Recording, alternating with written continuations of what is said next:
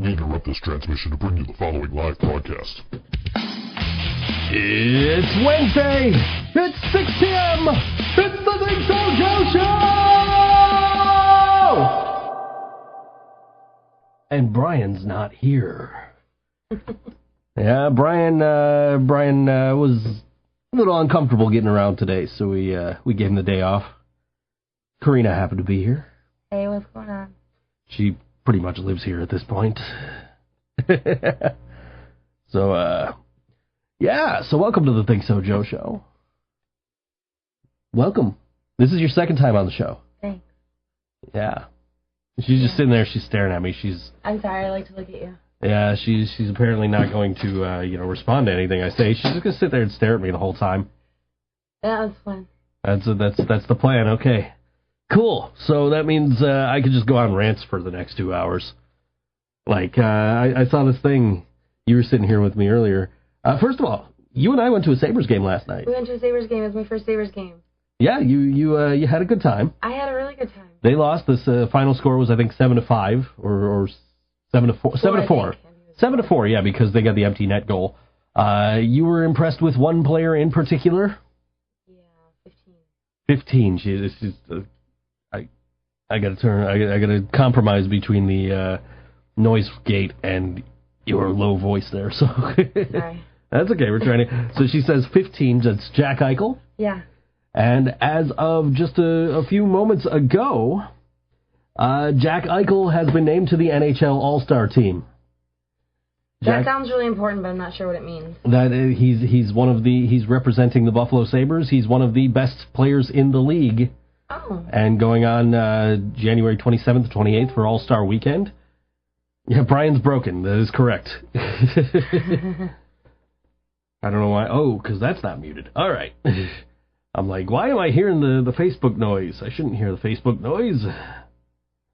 Yeah, Brian's broken. He'll be okay. He'll be back.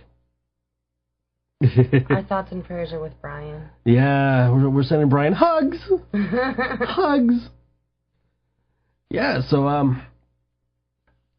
you got to see the Sabres. You saw Jack Eichel scored a couple of goals. Jason Pominville scored a goal last night. He was one of Mo's hot players of the game. I'm really excited about that. You were really happy because if you're at the game and you have the program and you go to Mo's the next day, if one of the Mo's hot players of the game scores, you get your you get the 50% off your entree. And I'm still trying to figure out where the buzz is coming from. It's coming from here. Oh dear. No, that's okay. I got it. It's taken care of. It's gone. Okay. It's gone. Anyway, so you get 50% off your entree. So we went to Mo's for lunch today. I love tacos. Yeah. Mo's was good. It was good food. It was really a nice day.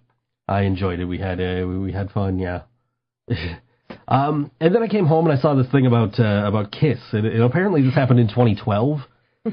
Kiss apparently yelled at an interviewer for wearing I think it was Iron Maiden t-shirt to their interview. And they made him change his shirt and everything, and they're like, it's disrespectful. It's disrespectful to wear an Iron Maiden t-shirt because we're Kiss. We're not Iron Maiden, we're Kiss. And it got me to thinking about something Brian always yells at me about, which is wearing a band's t-shirt to a band's show. So now I have Kiss, who is arguably one of the biggest bands in the world, right? Right. I suppose people still like them for some ungodly reason. I have Kiss, one of the biggest bands in the world, saying, you can't wear a different band's t-shirt to our interview. So that's sending mixed signals, I think. I mean, if I'm not supposed to wear the band's t-shirt to the show, but I'm supposed to wear the band's t-shirt to interview, then that's just weird, isn't it? That to me is just... Yeah. I mean, I didn't know there was, a dress code. No, I mean... the concerts, I understand. The interview... I don't know what the interview was for. And that's I guess that really depends, but it was I'm sure the guy worked for whatever publication it was. The guy didn't just randomly show up to interview Kiss on Kiss's website or anything. You know what I mean? The guy is working for whoever his employer is. It should be up to his employer if he can wear an Iron Maiden t-shirt to interview Kiss. Well, when Morrissey came to Rapids, like years ago, no one was allowed to even eat meat on the premises. You know, different, but both are just like egotistical, controlling issues. Like, the only thing for stagehands to eat on break at Rapids is Burger King. And we were not allowed to sit there and eat a burger on the premises. Yeah, that's kind of ridiculous. Right? I mean, I get the point of, like, you know, enforcing riders. You know what I mean? Because, like, that was the thing, like, you know, the infamous, like, Van Halen, like, with the you can't have the specific color M&Ms, or whatever the case may be, or you only have to have the one color or whatever. But they treat it as a safety issue because they have things in the rider that pertain to, like, their stage setup and things like that. So if you're not paying attention to the little minute details, like the, you know, like the color of the M&Ms they want, you know, who's to say that you're actually paying attention to the to what you're actually doing, putting their stage show together? And that's, I mean, you can relate to that. You can understand that. Absolutely. It just kind of sucks because, you know, we had to not eat. Right. I actually called in that day. I was like, I'm not playing this. You are going to have to sit just a little closer just because, like, if you're, like, way back here and you're trailing off, it doesn't pick up your last word. Okay, fine. Yeah. Hey, this is a professional setup here. We've got a noise gate going on and everything, so. It's so professional, we had a buzz at the beginning of the show, and I'm like, where's that buzz coming from? Oh, that's right. The microphone. Yeah, so, I mean, that's, but yeah, come on, that's ridiculous, though. You can't wear, like... I mean, it's not like he was wearing a Justin Bieber t-shirt or something. I don't know. I don't find that disrespectful to wear a different band's t-shirt. And the guy, like, even says, like, I wore this for you guys. Are they, like, nemesis with Iron Maiden? Do I not know something? Unless we're missing something, I don't think so. I think this is just Kiss being Kiss. Gene Simmons is like, you didn't spend money, like, I didn't earn any money off of that t-shirt sale. So take that t-shirt off. and that was why, like, I went on this rant on Facebook about it. Where I'm just, you know, I just kind of went off, and I'll actually read the rant because it's, to me, it's interesting. I said, so you don't wear the shirt of the band you go to see, but you don't wear a different band's t-shirt of the band you're going to interview? Fuck you, Gene Simmons. Tell us that rock is dead. Meanwhile, you're chastising this poor guy for wearing the t-shirt of a rock band? Go market some more shit with your band's name on it that doesn't need to be Kiss branded, you sellout.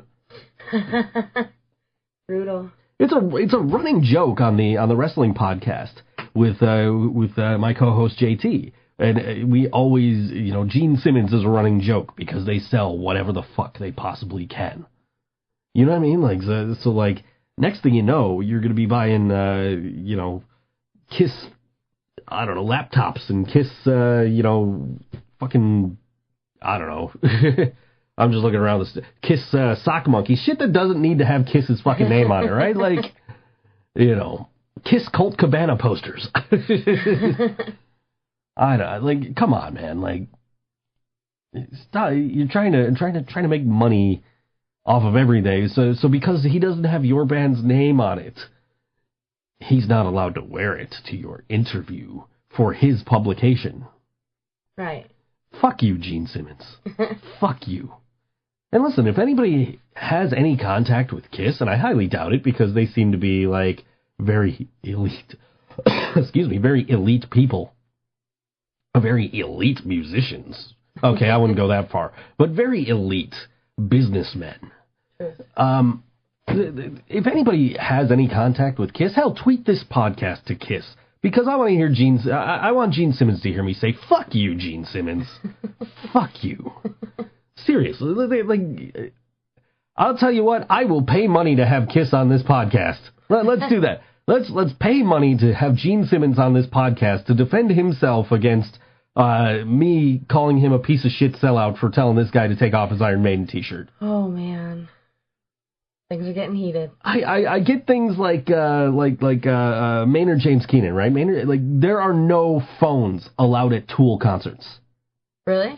There's no phones allowed. Okay, you can have your phone, And they don't take your phone from you. What they do is they put a lock on your phone. It is a digital lock. It's not like a physical, or maybe it is a physical thing.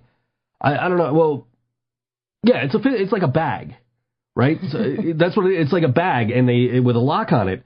So you get to keep your phone on you. You just can't use it during the show. There are, if you have an emergency or something, you can go out to the concourse, and you can go to a designated unlocking station and unlock your phone and use it there. But to be in the venue, you have to have your phone locked up. I get that, because Tool has been a very private band, right, ever since they've been around. Right. So there's already a lack of footage of Tool performing. So they want to keep it that way. I understand that. You know what I mean? But I don't understand, like, you can't wear that T-shirt to interview us. Yeah, they're just being divas. Yeah.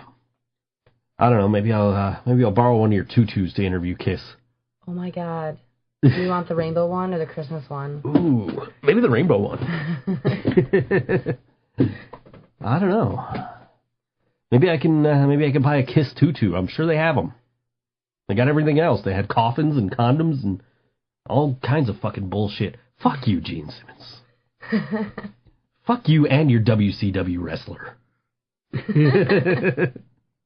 is one of the first things I taught you about wrestling, was it not? Yeah.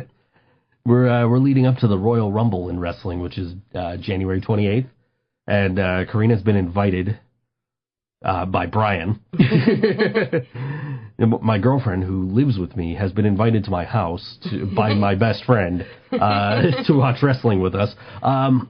And so I've been trying to catch her up, and that was one of the first things that I taught her, was about the Kiss Demon in WCW. Yeah. I know the thing that's going to stick with me the most is the final deletion. Yeah.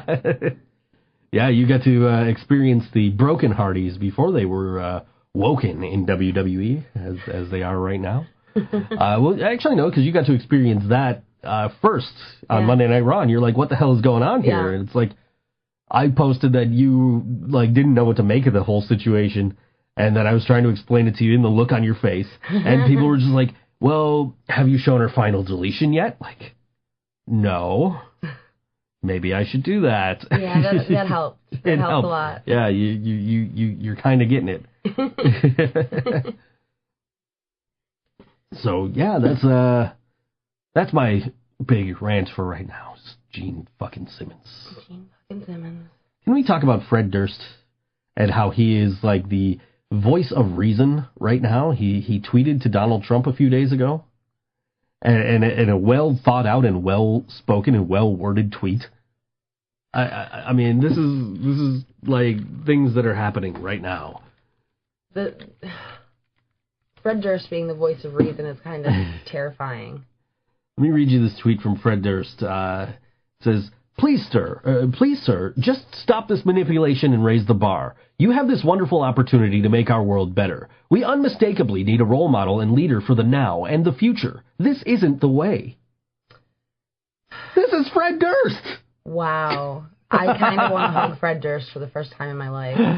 I kind of want Fred Durst for president. I'd vote for him, just based on that. Yeah, that was in reply to a fake... Trump said Jake Tapper of fake news CNN just got destroyed in his interview with Stephen Miller of the Trump administration. Watch the hatred and unfairness of this CNN... This is another fucking guy. Come on. Fake news. CNN's been, on the air since, the 80s.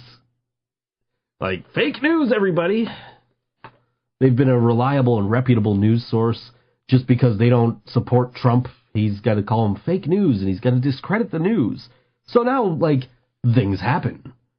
Right? Things happen. People tune into CNN that's fake. They tune in and they see, we need gun control in this country. No, the fuck we don't, because CNN said it, and that's fake news.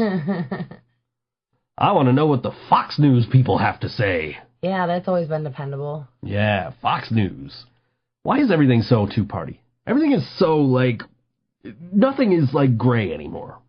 Everything's black or white. You notice that?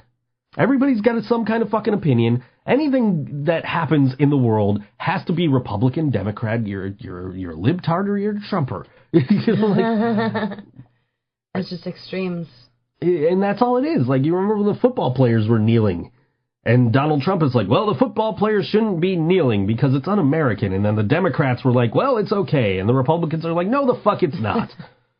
And then, like, all the rest of the football players are like, fuck you, we do what we want, and they all kneel. And Trump's like, oh, they should all be punished. Like, that's none of your fucking business, dude. Don't you have a fucking country to run or something like that? With your nuclear button that's bigger than Kim Jong-un's? What the fuck, man? It's not about the size of the button. It's how you use it? Just don't use it. Yeah, right, exactly. But, I mean, Jesus. I read this guy's tweets, and, like, I feel compelled to reply. Like, dude, shouldn't you be doing something about Puerto Rico right now? You know, like, instead of tweeting about CNN, tweeting about football players, you know, what the fuck? I don't know, man. Like, maybe that's a polarizing opinion. I don't know. maybe people might tune out because I said something negative about Donald Trump. But of course, if they've been listening for a while, they've tuned out a long time ago. That's a nice butt. It's a sad butt though. It's nice though. But it's a sad nice butt. It looks like he was happy at one point in his life. Maybe. Yep. Yeah? Yeah. 7-Eleven is trending. They sent immigration agents to like hundreds of 7-Elevens throughout the country. No kidding. Yeah, and they arrested more than 20 undocumented individuals. Wow, you would think that 7-Eleven wouldn't be one of the places because it's corporate and franchised and everything. Yeah. You wouldn't really think that people would slip through the paperwork. In a coordinated effort, immigration officers descended upon nearly 100 7-Eleven convenience stores in search of undocumented employees. More than 20 individuals were arrested. Wow. Yeah. That's gotta suck.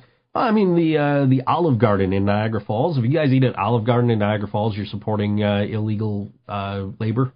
Oh, no kidding. Yeah, that was the thing. Was like most of the people that built the Olive Garden in Niagara Falls were undocumented workers. No kidding. Yeah. So. Illegal labor tastes delicious. It tastes like unlimited soup and salad and breadsticks. Meat sauce. You get that fuck money. You don't get that joke yet. We'll catch you up on Virgil soon. Oh, jeez. Yeah. Diet Coke. Why? Diet Coke is trending on Twitter. I don't know why. Coca-Cola is making massive changes to Diet Coke. It looks like just the can. I don't know. Oh, no, they got flavors. Flavors, yes. Feisty cherry, zesty blood orange, twisted mango, and ginger lime Diet Coke. That's interesting. I don't know. I don't know if that's necessary. Maybe with some rum. Yeah, I don't know. I mean, I don't drink. I only drink Coke when I'm at like a restaurant, especially when they got the machine like they got at Moe's. Yeah, those are overwhelming to me. I don't understand why. There's too many options. I mean, if you sat down and did the math, which I couldn't even do that math. No, there's definitely a lot of options. There's just too many options, and really most of them sound disgusting. We're talking about the Coke Freestyle machines. Those are. Is that what they're called? Yeah. I love cherry vanilla Pepsi, which apparently isn't a thing anymore. I can't find it anywhere. So like the cherry vanilla Coke is like, okay, that's an okay substitute.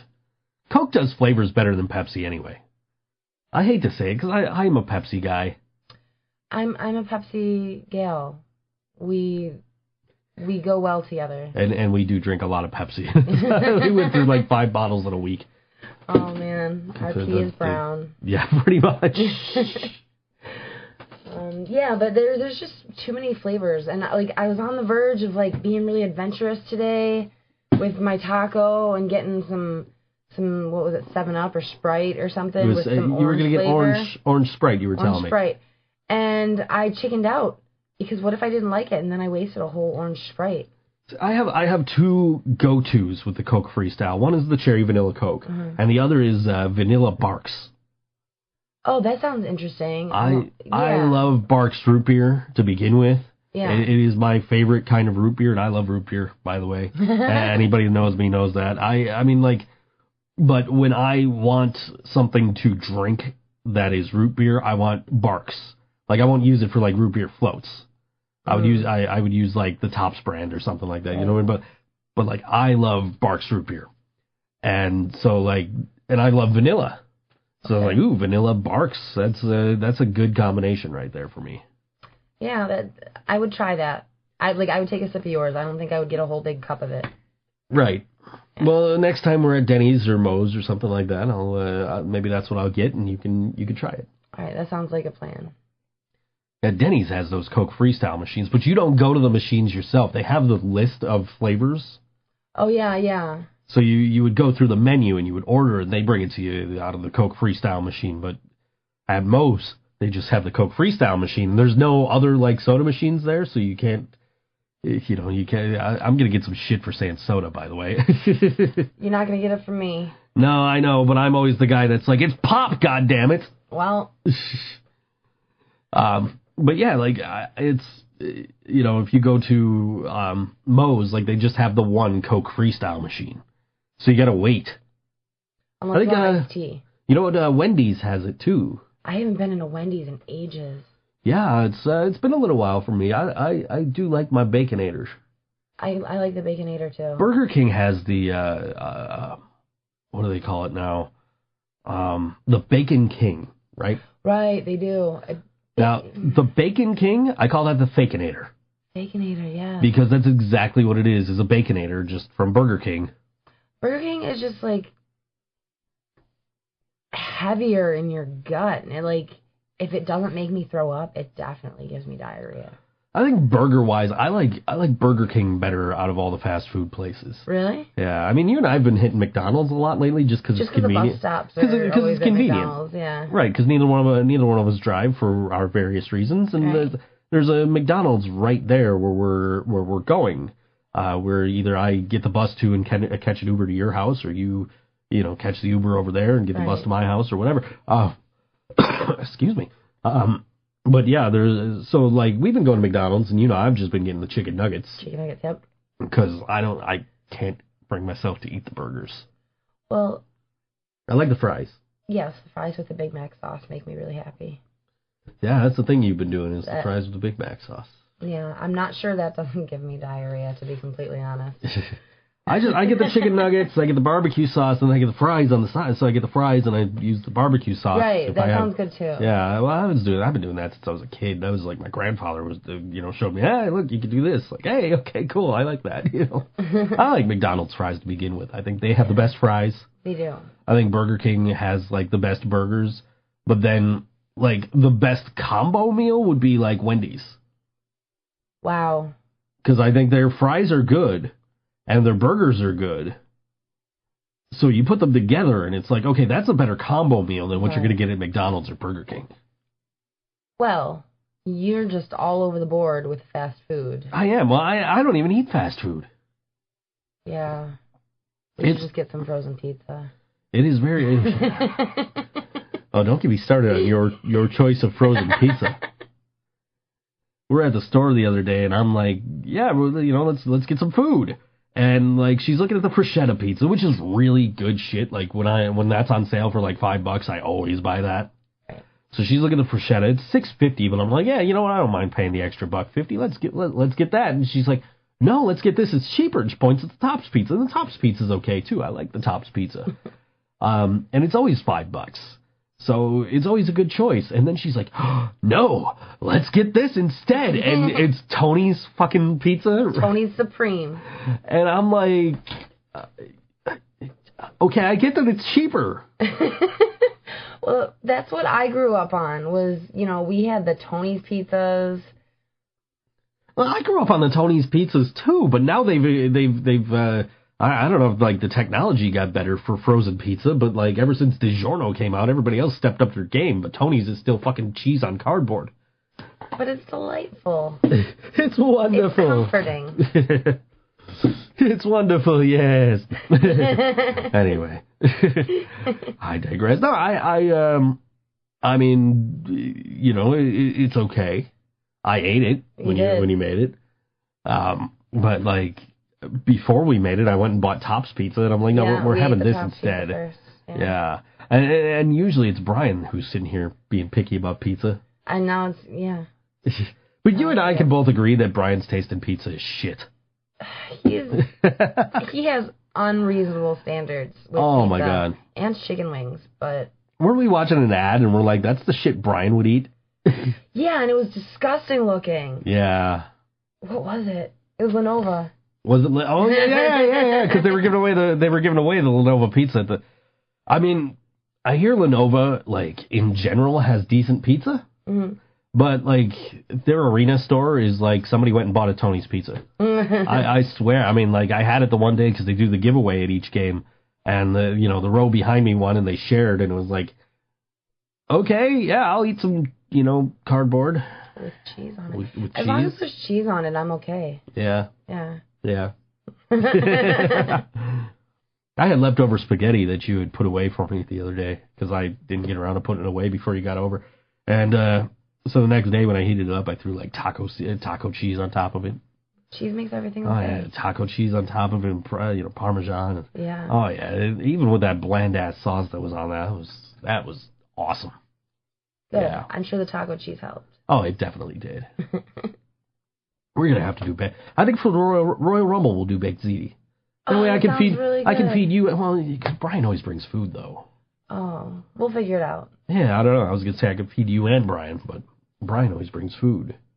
Because he's so picky about food. He is picky about food. If someone else brings it, he's not going to like it.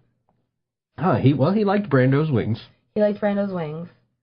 The barbecue. I don't think he had any of the pizza. No, but he said that Lily liked the pizza. Okay, I like the pizza too. And I will take that.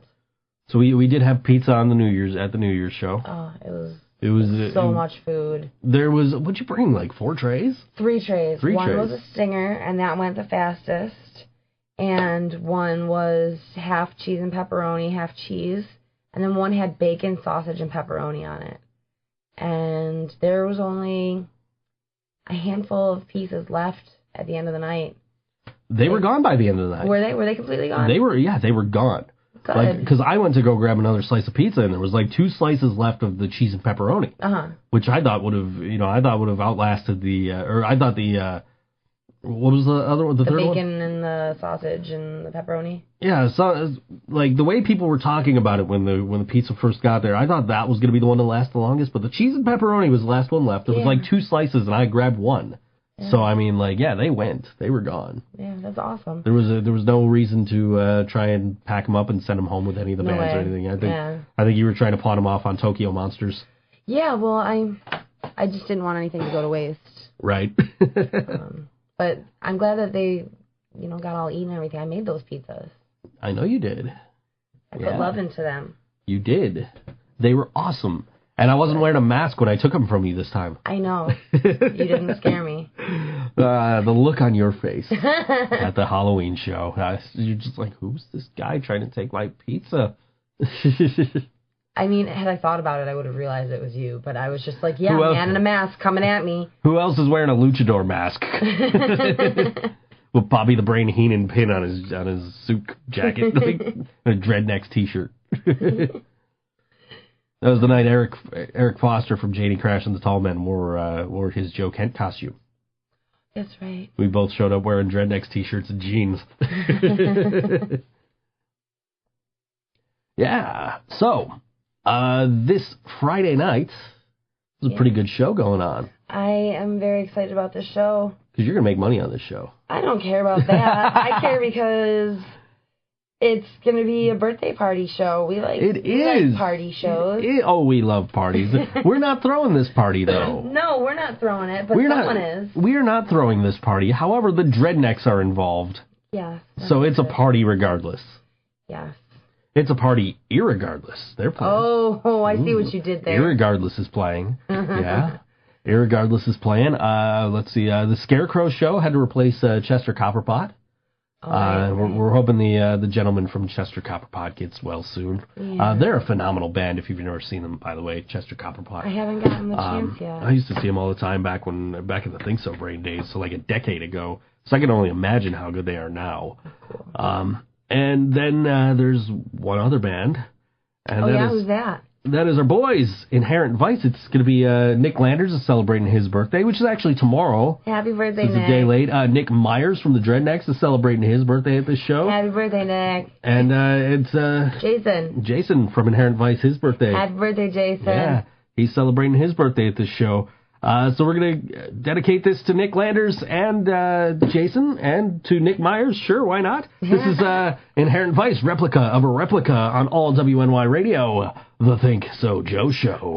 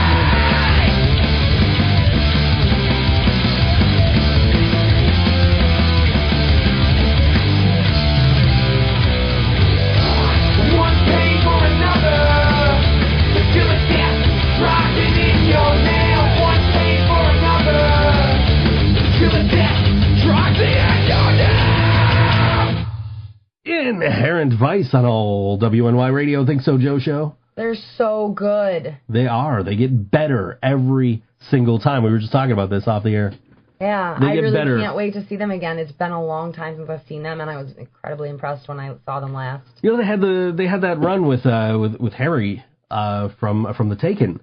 And the last show they played, he's like, yeah, we've done like 5 shows with Harry. I'm like, dude, I was at 4 of those. Like, and every single one of those shows was better than the last one. That's how it's supposed to be. You're supposed to see improvements in the musicians individually and the group as a whole, and I mean, nice when you actually see that. There's definitely bands where, like, you can go to every single one of their shows and still be impressed. Every single time. XM Priory comes to mind. The Dreadnecks, who are playing at this show on Friday at Evening Star, they come to mind. I have never been disappointed by a Dreadnecks show. I've never been to a Dreadnecks show. I've been knocked unconscious by Grant at Dreadnecks shows. But, that's the nature of the beast, I guess. The Beast of Boredom, the title of the Dreadnecks album. How about that? Haha. I see what you did there. Yeah, throwing puns everywhere. Aren't you funny? And the Scarecrow Show. Oh man, I'm so excited about this show coming up. Listen, I want everybody to go to this show. I want everybody to celebrate with Nick and Jason. Yeah. And just really enjoy yourselves. And once you see the Dreadnecks and once you see the Scarecrow Show, I want you to be like, hey, I want to see them February 10th at Stamps. Yeah. Ooh. February 10th at Stamps with THC from Rochester. Yeah. Who are just fucking amazing. And Final Decline from Tonawanda, who are just incredible. Awesome. Yeah, that's going to be a killer show. Yeah. I am so glad that finally came together and we're finally able to promote that and the flyer's finally out there. Yeah. Even though I had to correct it last night. I guess somebody's good for something after all. No names here. I'll leave his name out of it.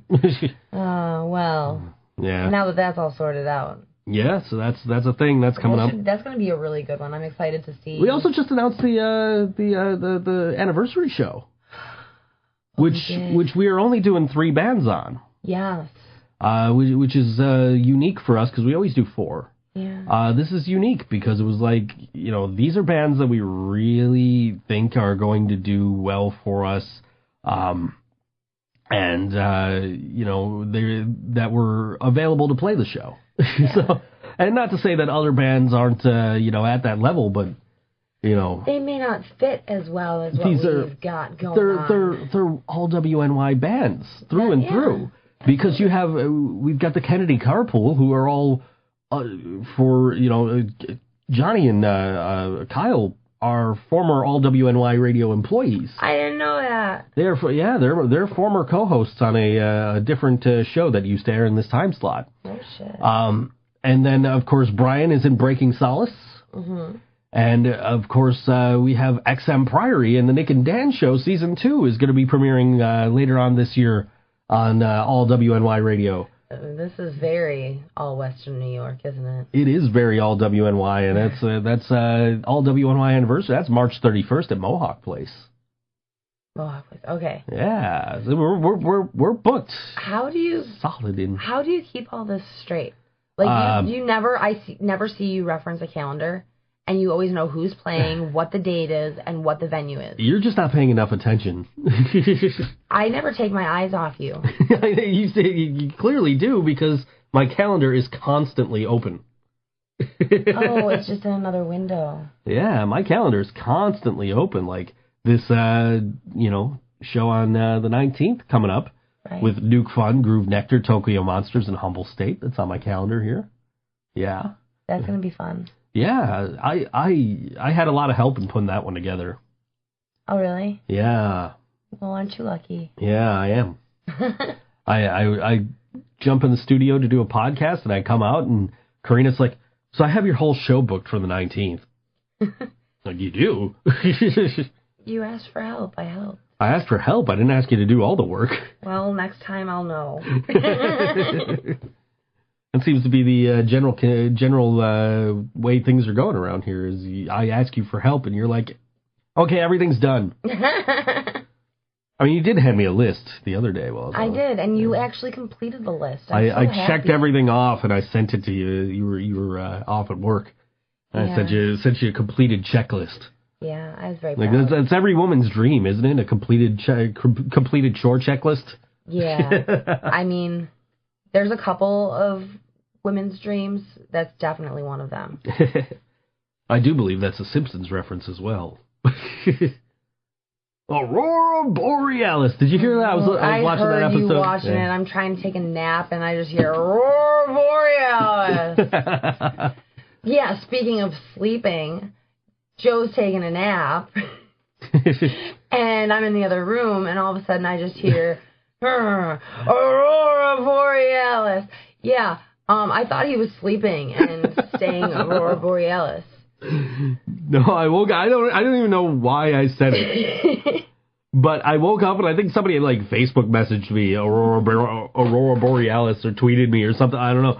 And I'm just like, Aurora Borealis. And she's like, dude, did you just say that in your sleep? No, I'm sure I've probably dreamt about it before, but no, I was awake this time. I'll surprise you.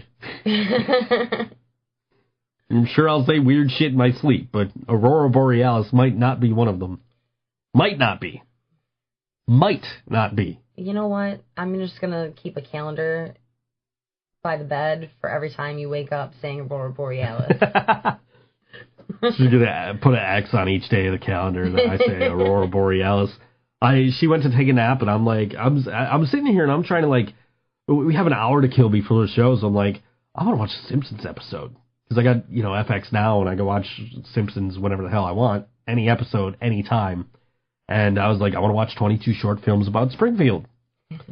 And, by the time I got logged in and pulled up the episode, she's like, I'm going to go take a nap. I'm like, all right, cool. I'll just watch this on my own. So I watched it, and I had to make sure she knew that was the episode I was watching.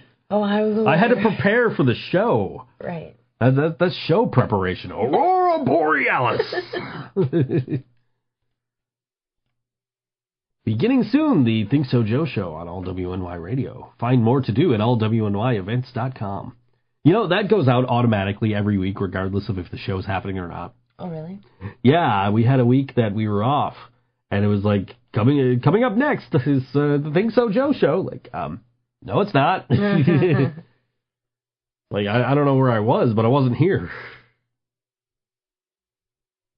I'm going to be in the All WNY offices tomorrow. Ooh. I haven't been there since we did the show there the one day. I haven't been there yet. Ooh. I've got to work afterward, but, otherwise I'd invite you to come with me. You go have your dude time. I think you need it. Yeah, dude time. Dude time. That is an awesome girlfriend right there. Go have your dude time. I'm going to stay here and hang with the cats. I really like the cats. Good, because they're your roommates now. They all live here. Hashtag worst first date is trending on Twitter right now. Ooh, that could be good. That could be good. Let's take a look at some of these worst first dates. In college, a friend set me up on a blind date. I wasn't in a great mood because I had received a traffic ticket a few hours before. My day got worse when my blind date turned out to be the cop who gave me the ticket. These are I'm stealing Jimmy Fallon's thunder, by the way, because these are for tonight's show. Oh. Yeah, this is he does the hashtags every Thursday on the Tonight Show. Okay. Or maybe it's every Wednesday, I don't know, but he does a segment called Hashtags. He'll put out a hashtag. And then he'll read the best ones. So I don't want to steal Jimmy's thunder. I understand. I think we'll leave that for Jimmy. Well, that's a shame. Yeah, I like the. We should maybe read those later, though. We should, and so I went on this first date, and this girl didn't have an indoor voice. You ever watch Seinfeld? The loud talker. This girl didn't have an indoor voice, and on top of that, she hated men. She hated men, because all men want to do is get in my pants, and she would top of her lungs, man. You quiet down just a little. Just a little. So we go to 11. Yeah. And this girl just, no indoor voice, and, she would keep texting me, after the fact, and she was oh, I hate men, and blah, blah, blah, blah, blah. And I was sitting on the bus the one morning she texted me. My friend Haley saw that I was like sitting here like, what the fuck is this chick still texting me for? And Haley, like, she's like, let me text her. I'm like, no, just let it fucking go away on its own. Haley, like, snatches my phone out of my hand, pulls up this girl's phone number, punches it into her own phone, texts this girl, stop texting my boyfriend. And it worked, didn't it? It worked. I never heard from that girl again. Sometimes you gotta bullshit a bullshitter, you know? You just yeah. Sometimes you just gotta give people shit. Yeah, I would venture to say that is probably my worst first date. I feel like there isn't a worst first date for me. No, there's... Yeah. Except for when we went to see the Interrupters. Like, first dates tend to just be awkward and suck. See, so you know that bad first date wasn't my fault. Wasn't my fault. It was all on the other end. See, because she said that I was her best first date. Yeah, hands down. I mean, she's my girlfriend, so she has to say that. No, I don't. I don't have to lie. No, you do not. You absolutely do not. No, that was like the most fun that I've had in years. Was that date? I don't know how to show a lady a good time. I guess I do. I don't know who the fuck Shane Dawson is. He's a YouTuber, and apparently people are accusing him of pedophilia. I don't know who that is, so I don't really give a shit. So, yeah, if I knew who you were, maybe I'd care, but, dude, if you touch kids, fuck you. Yeah, there's no excuse for that. Nope. None at all. No. None. Okay, we've run through the trending topics. Now what? Hashtag annoys me more than anything. That's one we haven't clicked on. That is true. I don't know. Let's see. So, people who say, I just tell it as it is. This from the NERB on Twitter. I just tell it as it is. Translation. I'm a total asshole who thinks everyone needs to know my unsolicited opinion, and I don't care how many people it pisses off. Hashtag annoys me more than anything. Oh, I know that person. I've met them. You're sitting right next to him. Aw, dear. People who say could care less. If you could care less, that means you do care somewhat about the thing you profess not to care about. The correct term is couldn't care less. That's the same guy, the nerd. Yeah, it is the same guy. Yeah. But he's got a really good point on that one. Yeah, I've never really understood why people... Yeah. Let's see what else we got. That's the same guy. He tweets a lot about this subject, apparently. Let's see. Crisco Inferno at Hey It's Chris 412. Annoys me more than anything. DJs who insist on talking over the song I'm trying to record for my awesome mixtape. Me in the 80s, probably. Yeah. Yeah, that was totally me in the 80s. Yeah. You know what annoys me more than anything is like when hip-hop artists put out mixtapes, right? Which are their equivalent of like a rock band's demo. Right. And just like you have some guy the entire time yelling the name of the record company. Gotta represent. I mean, but seriously, I mean, like we were watching Interrupters videos yesterday. We saw like the Hellcats records, and like every single video there was like some reference to like either Amy's wearing a shirt or like it was right at the start of the video or it was written on a steering wheel in one of the videos or something. But I mean, like a rap mixtape where it's like, you know, a rapper's basically a demo. It's what they hand out to be like, here, check out my music. Right. And you've got some guy yelling the entire goddamn time, like, I don't know, like say I put out a rap album, right? Okay. And it would be like Scott Leffler would be on there yelling, all WNY radio! Every, 5 seconds, regardless of what's going on in the song. You know, that really does annoy me. I got a guy, he used to stay at the hotel. His name was John Boy. Okay. And he would come in and he'd tell me he was signed to Master P's label or Soulja Boy's label.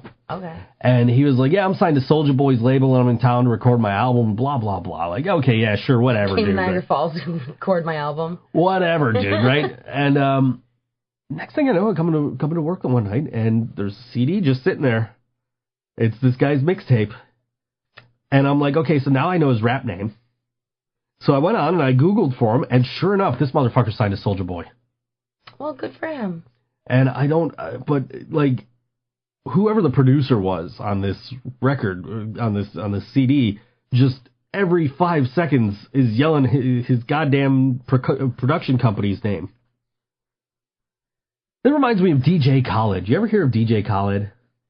Yes, but if I heard DJ Khaled, I wouldn't be able to tell you. Okay, so DJ Khaled, I was talking to this girl, and she's like, DJ Khaled is my favorite.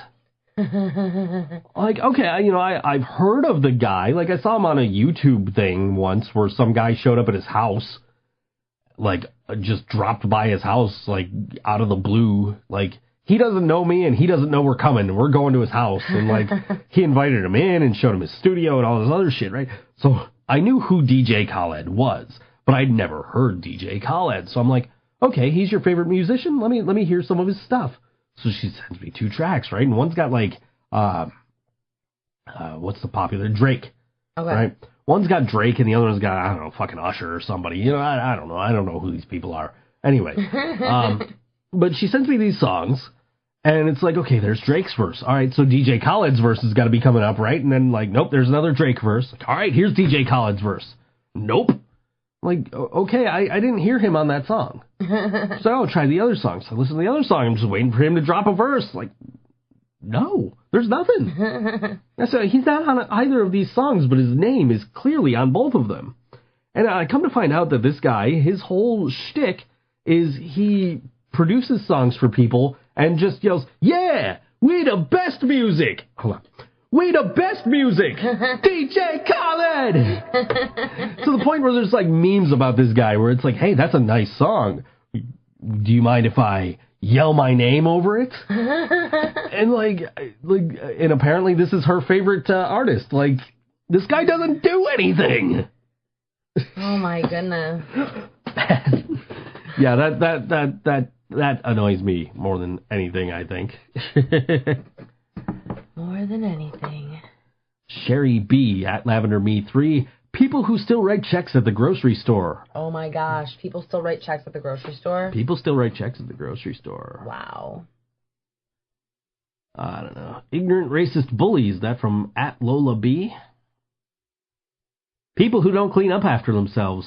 At Brenda Burner 66. How's that make you feel? I love it. So now she's just saying it because she's nice to me. I don't know. Let's see. People who accuse you of being something you know you're not, just to find out they were the whole time. Yeah, that sounds familiar. At Row U812. Row loves you of Michigan. Yeah, that I hate that. Yeah. I've had that happen numerous times. Yep. We've talked about this one before. At Jenny Ghost 86. People who cut me off mid-sentence all the time. Yeah, you're not that person. We've talked about this because you will sit there and like listen to me talk and just like, I mean, I don't know if you're in awe or what, I don't know, but like, you know, but like I was so used to being interrupted and then yelled at for trying to finish my thoughts for interrupting the person who I was supposedly interrupting. I follow, although it was hard to follow, but yes. I am in awe. I love to hear you talk. You usually have interesting things to say. Usually. Until it's Wednesday at 6 o'clock, and then I can't think of shit. I gotta go through Twitter hashtags. Twitter hashtags. Inspirational social media posts at Quick Bear. You can do it!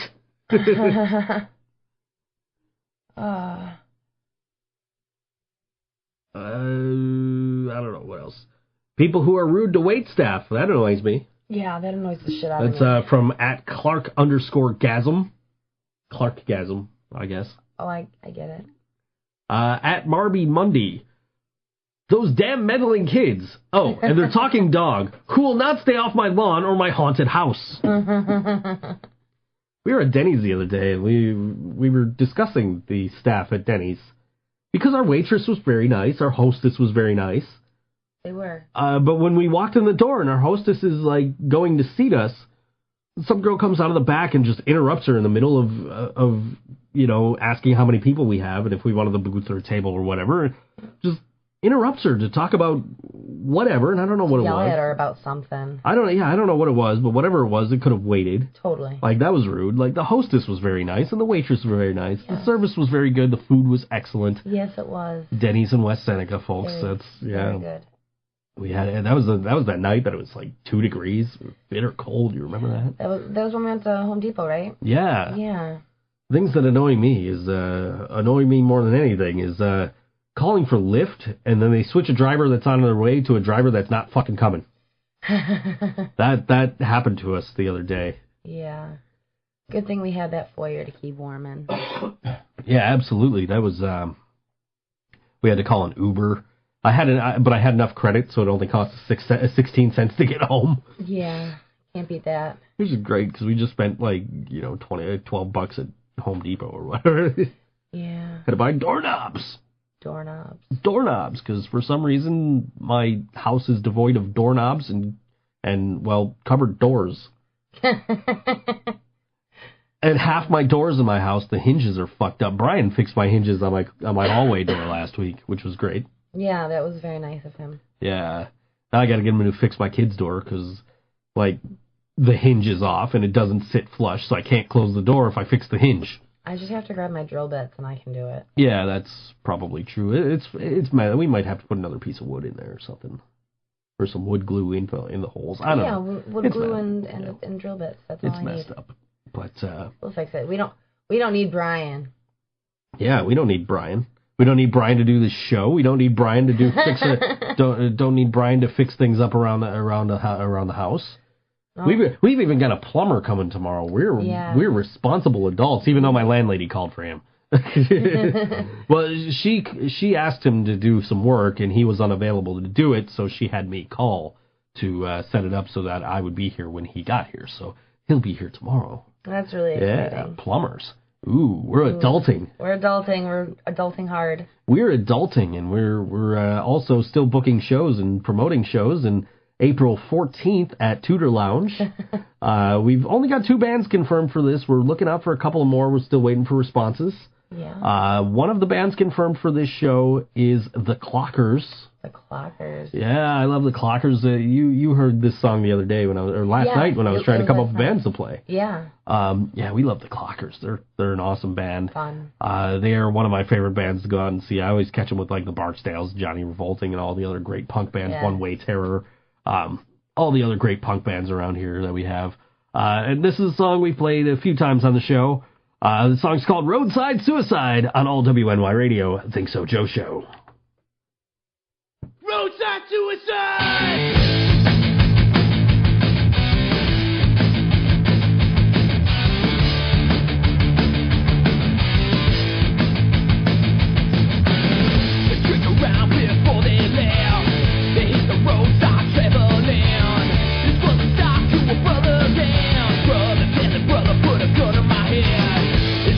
When you think it's gone, they take a drink, sing one last song, packing up his feelings, stacking up his life.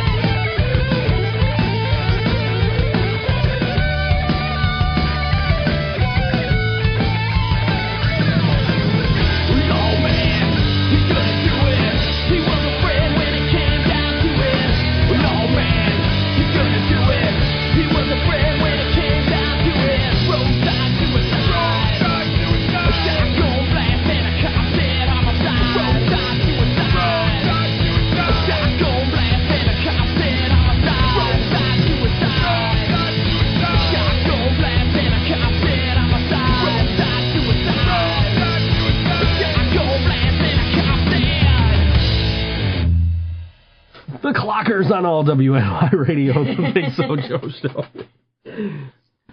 She's over here kissing me. I told her it was just like being here with Brian. Yep. Yep. Brian's an adventurous man. Just a lot less furry. I would hope so. Yeah, a lot less hairy. Yeah. Yeah. He has that long, luxurious hair. Yeah. Yeah. The beard. The beard. The beard looks good on him. He used to have like a little goatee, and that didn't work for him. No. It didn't work. When I picture that, when I picture Brian with a goatee, yeah, I picture someone who listens to Nickelback. But that's Brian. Yeah, I know. That's totally Brian. You know what else is totally Brian? What? Is Joe Knows Jack. Yeah. It's a segment we do around this time every week. And every week, you know, when Brian hasn't been here, I've been like, you know what? I'm going to wait for Brian to come back because, you know, I watched the movie, but, you know, it's Brian's thing. And I know Brian was really excited about me watching Star Trek First Contact. What number is this? This was number 8. Jesus, you were committed. It's been a long and drawn out road, but it's still better. It's still better than Jurassic Park. All right. All right. Okay, so did you like the movie? I did for what I was awake for. Yeah, I know. I know. If I said I liked the movie, you would call me out for falling asleep. I did doze off a little bit. I don't think I missed much. I had to jab you in the ribs at least 2 or 3 times. I got the general premise of the movie was like, we are Borg, prepare to be assimilated. And like, no, we don't want to be assimilated. So we're going to build this spaceship, and then we're going to blow up the Enterprise, and then you can't assimilate us. And like, so they built the spaceship, and then they blew up the Enterprise, and they didn't get assimilated, and they defeated the Borg. Because, yeah, you're part of the Borg too, stupid light. Don't break it. It's already broken. Oh, I'll fix it. Good luck. So, out of all of the Star Trek movies you've watched so far, how was this one? It was okay. I mean, Brian says it's his favorite. I don't see that as it wouldn't be my favorite.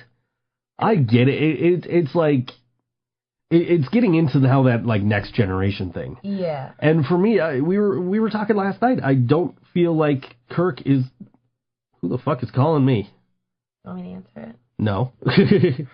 They can leave a voicemail. Anyway, I think for me, Kirk is the better captain. Okay. Ooh, them's fighting words with some people, I bet. I bet there's some people out there like, how the fuck can he pick Kirk over Picard? But it's like, you saw the lady was like pointing the phaser at him, and he's like trying to talk her out of it, and I'm like, you know, at this point, Kirk would have fucked her. There's no question about this. Kirk would have not only gotten the phaser away from her, he would have fucked her. Oh, man. And then she'd be, like, lovingly following him the rest of the movie instead of, like, reluctantly, like, well, if you're my only hope of salvation, I guess I'll fucking follow you. Okay. I don't know. I thought Kirk was more adventurous than Picard. I mean, Picard's, like, you know, into the action and everything, and he's like, yeah, I want to kick the Borg's ass, but, like, I mean, like, you know, Kirk would have, like, fucked the hostage, and he would have fucked the leader of the Borg, and Kirk would have been, like, his dick would have been in everything. Like, that's how he would have won. Well, we all have our strengths, you know? Yeah. All right. I wish that I knew anything about Star Trek so that I could ask you questions that would be interesting about it. I mean, I've heard about the Borg and being assimilated and all that shit. So basically the Borg is like, it's this collective, like, of information, and they assimilate cultures and like people into this collective. So I mean, I don't know what the point of them doing that is, but yeah, that's what they do. And then they were trying to get Data, which is the android on the Star Trek people, and they're like, he's like, you know, you can't get me because I'm an android. And they're like, nope, you were an imperfect being created by imperfect beings. We'll find your weakness. and then it looked like he was going to turn on Kirk or on Picard or whoever the fucking bald guy from fucking X-Men, which I've also never seen. So that's probably another Joe Knows Jack in the near watch future. all those with you. Yeah, the fucking bald guy, Picard. Anyway, yeah, I don't know. It was okay. It wasn't my favorite. My favorite is still 4, where they travel to like modern day San Francisco. Okay. And like they have no fucking clue what's going on. Yeah. Okay. All right. Yeah, that's number 4. That's my favorite out of all of them so far. So far. And I've seen like 10 fucking X-Men movies, 10 fucking Star Trek movies at this point. Because this was 8, so this was my. No, this would have been my 10th because we skipped Star Trek 1, the motion picture. But we started with the 3 most recent motion pictures. Okay. So this was the 10th one I've watched. I still like Star Trek 4 the best. Okay. So what's next? Next, I guess, would be Star Trek 9. I don't even know what that is, so I'm going to have to figure that out. Star Trek 9. Star Trek Insurrection, apparently. What does insurrection mean? It sounds like it could be an adult film. Ooh. I don't know, man, because it's Picard. It's not Kirk. Oh. There will be no fucking of green women in this movie. A Federation mission to the planet Baku takes a dangerous turn when a malfunctioning android, Data, takes a cultural task force hostage. When Captain Picard and his crew investigate, they uncover the truth about the Federation mission. It was actually a systematic ploy by the Son'a to displace the peaceful inhabitants of Baku. Now Picard and his crew must thwart the plot, even when experiencing strange side effects from exposure to the planet's surface. Okay.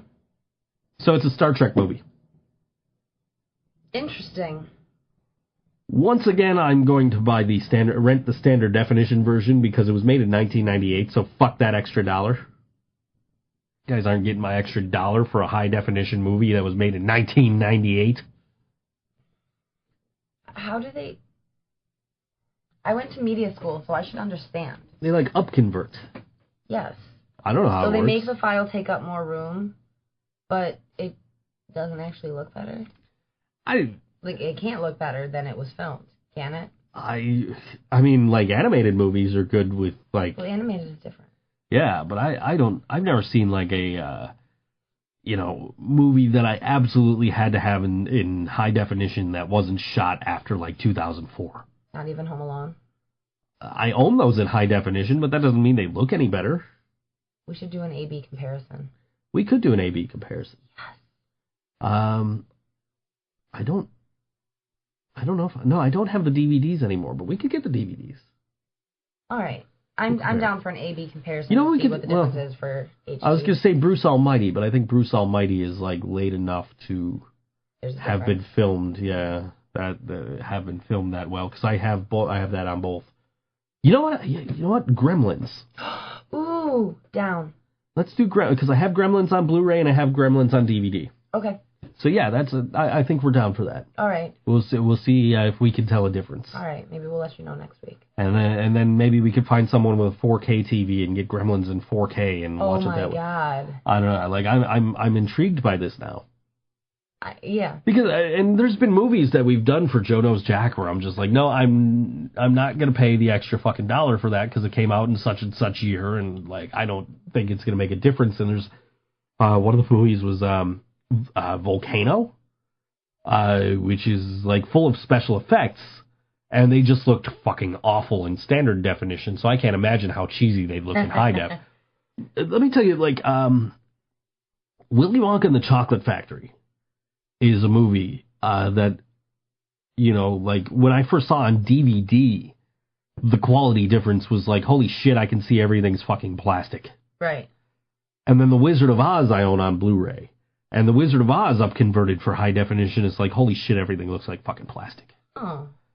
And it's like, it does, those are classics, so it doesn't really take you out of the movie, but it's like... Right, because they're fantasy worlds. But if it was like a different, if it was like anything else that wasn't like as classic as The Wizard of Oz or something like that, where you saw it when you were a kid, and like, hey, this is pretty cool, and then like you see it again as an adult, and you're like, that shit looks so fake. Yeah. You know what I mean? But like that's always been a thing for me. Like from when I first got a DVD player and watched Willy Wonka and the Chocolate Factory, it was like they walk into the the chocolate factory for the first time and just like, holy shit, everything looks plastic. That's a shame because it looked so delicious when I was little. Yeah. It's a movie I own. We have a digital copy, but we have it in standard definition. Okay. So I don't know if you really can tell in the standard definition copy. I mean, which would be like DVD quality, I would think. We could do another A/B comparison. We could have vintage movie night. Ooh. I want to get like an old VHS tape of The Wizard of Oz. And I mean like an old copy, like from the original. From like the 1980s, maybe the 90s. Okay. Because they say like a munchkin hung himself. Right. So I know exactly where that scene is in the movie. Me too. Now, if you watch it on the Blu-ray, it's one of those birds, the cranes. Yeah. And that's, what people say is in the background is a crane, not a munchkin hanging himself. I want to see one of these old videotapes. You sick fuck. No, I'm just kidding. But also, what if there is? Also, if we're gonna buy an old VHS tape of The Wizard of Oz, can we buy The Dark Side of the Moon on vinyl? Yes. The look on her face right now. Only because you said on vinyl. Yes, on vinyl. Okay. I need the wall too, but that's got nothing to do with The Wizard of Oz. Oh man. Yeah. Somebody did that on YouTube though. Like it's on YouTube. You can watch The Wizard of Oz with. I with did Dark Side that of the Moon. one time. Did you? She's shaking her head. It was not a very sobering experience, I'll say. So, yeah. I heard that also works with Rush's 2112 and I think it was Willy Wonka and the Chocolate Factory. Really? I think, I'm not sure. Okay. There's Rush's 2112 and some movie like synced up. Let me see. There we go. Okay, Rush 2112 and movie. Yeah, I don't know. It doesn't. There's stuff about a 2112 movie. I don't know. It syncs up with something, I swear. I don't know. Willy Wonka. There it is. Willy Wonka 2112. There you go. Cool sync by progressive rock band Rush. It's no Dark Side of Oz, but it's cool. All you need is Rush's 1976 release of 2112 and the movie Willy Wonka and the Chocolate Factory. And then they go on to describe what's happening in relation to this song. So they ruin the entire movie for you. Well, they don't ruin the movie. No, they just they explain like what you're supposed to be looking for. Oh. I first found out about the Dark Side of Oz in a guitar magazine. Really? Yeah, it was in like one of the back pages of the magazine, like all these magazines have like this last page that's just like, here's some useless information. And that was one of them in one of the guitar magazines I had was like, here's how The Wizard of Oz syncs up with Dark Side of the Moon. And it's like, here are some lyrics and here's what's going on when the lyrics are going on. Mm. And that's pretty much what this Willy Wonka and the Chocolate Factory post here on Angel Fire is. Angel Fire, you guys remember making websites on Angel Fire? Oh my God, Angel Fire. Yeah. Back in my GeoCities days. I got an Uber driver one time who was a web designer, and I was telling him about this local wrestling company who have a website that looked like it was designed in GeoCities, and the guy goes, GeoCities.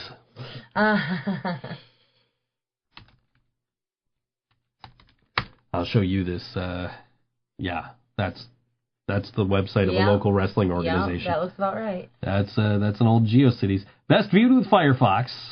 If you have to put best viewed on your website, you don't know how to design a fucking website. Look at this. Oh, that's coming up. That's February 20th. We should go. What day of the week is that? It's a Saturday. What time I have to work? I don't know. It's do they even have a time on their flyer? Yeah, bell time 6 p.m. No, bell time 6:30. If I don't shower, you can go. Why not? It doesn't look like any of the wrestlers shower. from this rhyming. flyer here. Okay, I think we've given away. If anybody's a local wrestling fan and knows what show's coming up on February 20th, we just kind of shit all over it. It looks like it's going to be a great show, guys. Sure. Yeah. Because Shadowcat, who's 5'0" and weighs 10 pounds, he's gonna fucking beat anybody in real fucking life. It's so believable. Because all wrestling is real. My suspension of disbelief is fully intact when Shadowcat is fucking wrestling. Oh dear. I digress. Yet I'm a fan of Kevin Bennett. I don't. Who's another like fucking skinny ass motherfucker who I could probably beat in a fight. He'd kick my ass in a rap battle though. That dude ain't nothing to fuck with when it comes to rap songs. I gotta play some of his shit one of these days. He's pretty good. I don't think he does shows or nothing, but he does like he writes songs, he makes beats, and he wrestles. That's interesting. Yeah. If anybody like remembers when Pokemon Go first came out, and there was a guy that did a rap that had like all of the Pokemon from the first generation in it, that was Kevin Bennett. Nice. Yeah, that went viral. So he got I'm sure, I don't know if he made any money off of it, but... Yeah. I remember, like, because I was playing Pokemon Go, and he was friends with my friend Shannon, and I'm like, hey, what Pokemon, you know, what team is he on in Pokemon Go? Because we were the yellow team. We were, I don't even fucking know what the goddamn team names are anymore. We were Elite or something? I don't fucking know. Somebody will correct me, I'm sure. But we were the yellow team. I'm like, what team is he on in Pokemon? She's like, he doesn't even play. Like, he just did this rap song about Pokemon that went viral, and he doesn't play Pokemon? Like, that's fucking crazy. That is crazy. Yeah. Wow. Yeah. I just got a random memory of a ginormous sheet of stickers with Pokemon, and they're all numbered, and I didn't have all of them, so I kind of gave up on it. I just recently deleted Pokemon Go off of my phone. It's gone. No more Pokemon Go for me. Are you okay? Yeah, I'm okay. Okay. I'm okay. I'm sure the yellow team will do fine without me because they had all the fucking Pokemon gyms around here anyway. Wow. I don't know if I feel left out for having not jumped on the Pokemon Go wagon, or if I feel relieved for having not jumped on the Pokemon Go wagon. I mean, it didn't last that long. It really didn't. It was the biggest thing in, like, June. Yeah, it was, like, just the summer. There's a ghost. There is a ghost, because we're the only ones here, and nobody else has a key except for my next-door neighbor, who never comes over. Weird. Yeah. Literally nobody. My next-door neighbor, my kid, and you are the only other people besides me to have a key to this place. My landlady doesn't even have one. Really? Yeah. How does that work? I don't know. That's probably why she has to have you call the plumber. That's why she has to yell at me for overstacking the garbage. Yeah, I'm sorry. No, that's okay. She was right. It will never happen again, though. I just needed that one time. No, I know, and that's what I told her. And by the way, Joe's house is, like, impeccably clean right now. Yeah. Yeah. Yeah, if you've been here before, it's clean. Like, no matter when you've been here before, unless, you know, you were here, like, years ago, you know. It's getting there. If you've been here since I've been single, it's clean now.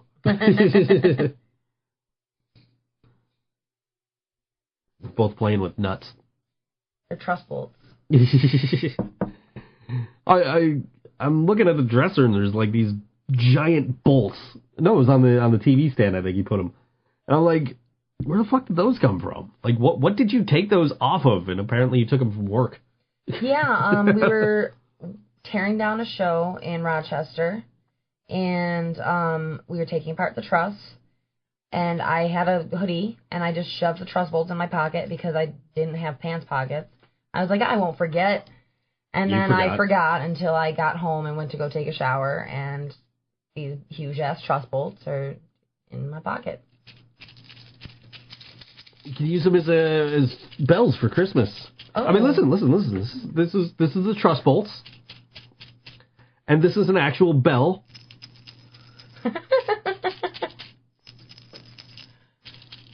This is from Corina's costume from Halloween, or from Christmas, by the way. I get those two mixed up. Yeah, there were tutus for both. Yeah. So it's reasonable. There was pizza at both. It's true. Yeah.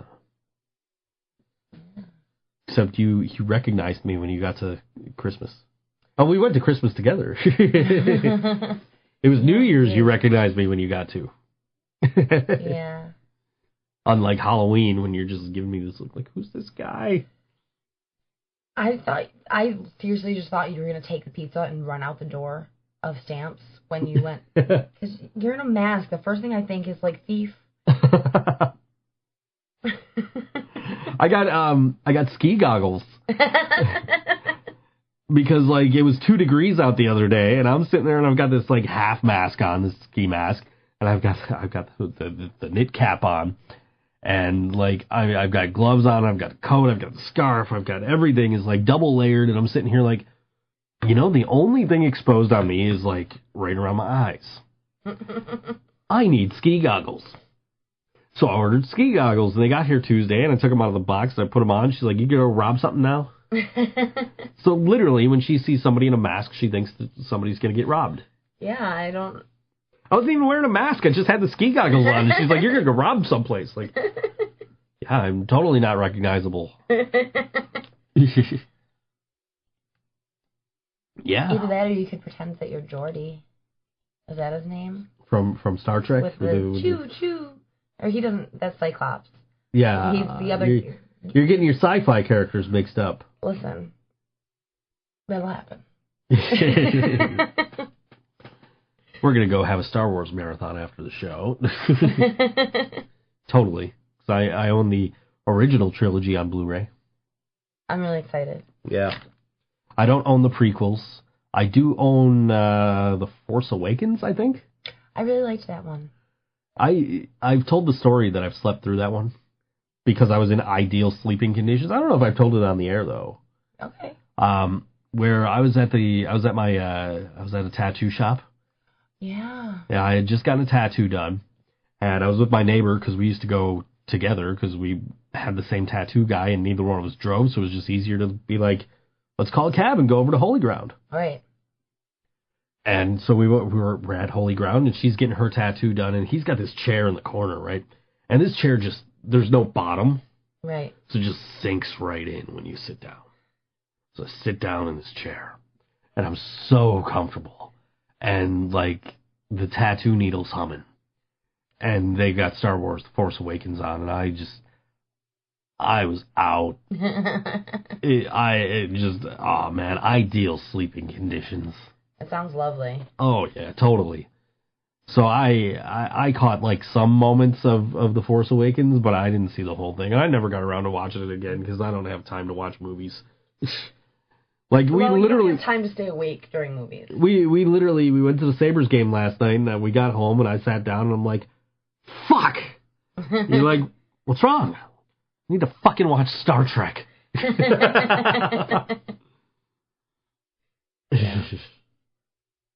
Yep. But you got it done. You know, you did your homework. I did. I slept through your homework. You did. And then we slept through Mallrats. Mallrats, yes. Which, I mean, Mallrats is a good sleeping movie because you've seen it a billion times.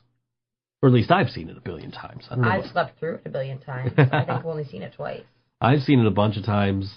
I watch it to entertain myself, and then, like, I'll fall, you know, it's a movie now that I can fall asleep to because, like, okay, you know, well, you just wanted background noise.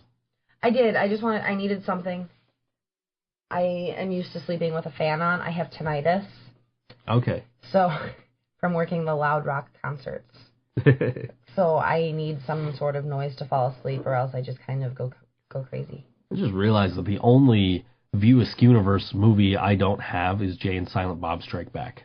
Okay, so I know what to get you for the next gift-giving occasion. I own all of them, except, like, I own Mallrats. I got the digital of that. I got Clerks 2. I've got Right. Chasing Amy on Blu-ray. I've got Dogma is on my shelf over here on DVD. Oh. So the only one I'm missing is Jay and Silent Bob Strike Back. Huh. And Clerks the Animated Series, of course. I haven't seen that. Yeah, I was going over somebody's house, and I went through my roommate's DVD collection, and I grabbed a disc that said Clerks, thinking it was the movie. And I got over to the house, and I popped the DVD in, and it's like, what the fuck is this? It was the animated series, which is it's pretty good. Cool. It is way better than the live-action sitcom. You're looking at me funny. I have not. There really was a pilot for a live-action Clerks sitcom. And it sucked? It sucked. That's a shame. Well, I guess it would be something if it didn't. Kevin Smith had nothing to do with it. ABC was just like, hey, we're going to do this. We're going to do this show based on this movie. And like the sticking point that will show you that Kevin Smith had nothing to do with this movie is Kevin Smith, out of all the shit in the Clerks and those movies, out of all that the only thing he owns is Jay and Silent Bob. And they're not in there. And Jay's name has been changed to Ray, and Silent Bob is not in the movie or in the television show. If you don't believe me, it's on YouTube. Okay. Or it was. I don't know if it still is. But look it up. That was a real thing. They had a Clerks television pilot for a live-action show. And I think the animated series came on the heels of that. All right. I'm pretty sure. I think that was the case where Kevin Smith is like, what the fuck are you doing? Gene needs all the exposure he can get. 70-year-old bald men who wear hair helmets can't stay relevant any other way. He's not wrong. That was a comment about my sharing that video of Kiss telling the guy to take off the Iron Maiden shirt. Did they at least give him a Kiss shirt to replace it with? I don't even know. If they didn't, they're fucking scumbags. Yeah, I don't know. The video's up on my Facebook. Facebook.com/ThinkSoJoe if you're friends with me. If not, shoot me a friend request. I'm friends with everybody. So Almost don't feel everybody. special. I'm friends with everybody. Almost everybody. Not everybody. I am very selective now about who I add to my friends. You know this. I do. You know that because you've seen me like, hey, who is this person? Yep. And because like you're a mutual friend, and I'm just like I'm skeptical about this one. Yeah, you're even more careful than I am. I still haven't accepted that one. I regret accepting that one because it's too late now. I got a friend request from somebody with no picture, but the first name was the same as somebody that like I'm trying to not accept friend requests from. So I'm like, yeah, no, that one's gone. Yeah. So, yeah. Yeah. You know who I accept friend requests from? Who? From Reggie Childs. I think that's a great idea. I think that's a great idea too because they did really well for they were really excellent at our Christmas show. They were beyond excellent, and I just had such a great time dancing and being an elf with you. You know what's cool is we were talking yesterday. There's a Facebook page called "What Do You Know About Ska Punk?" And they just released a compilation. What do you know about Ska Punk Volume 2? It's 170 songs for $10. It is so awesome. like 9 hours worth of ska music. I need this. And you can get it on Bandcamp. And now the Reggie Childs song that we're about to play is on a different compilation that What Do You Know About Ska Punk put out called For the Love Volume 4. So, I mean, you could get that, and that's a bunch of ska bands from everywhere. That's so awesome. Which is really cool. And this is a song by Reggie Childs. It's called Jealous All the Way on all WNY Radio, the ThinkSoJoe Show.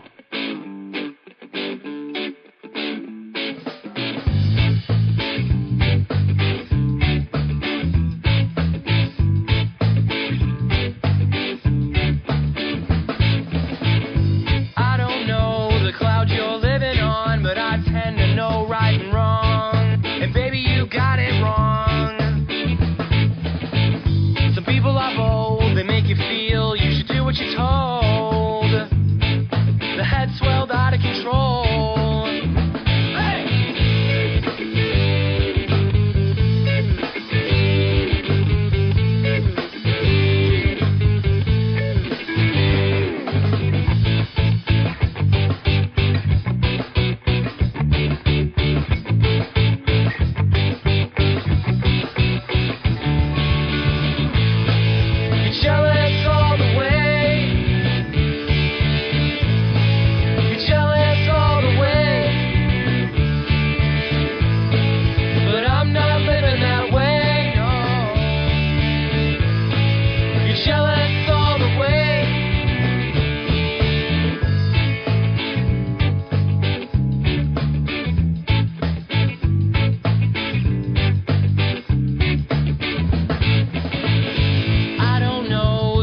you're living on, but I tend to know right and wrong. And baby, you got it wrong.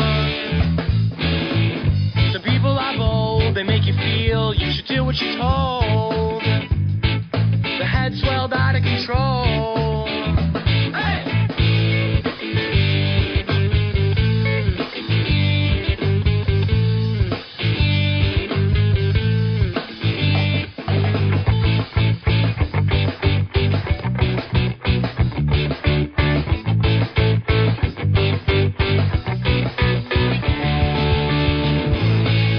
Jealous all the way. Jealous all the way. But I'm not living that way, no. You're jealous all the way.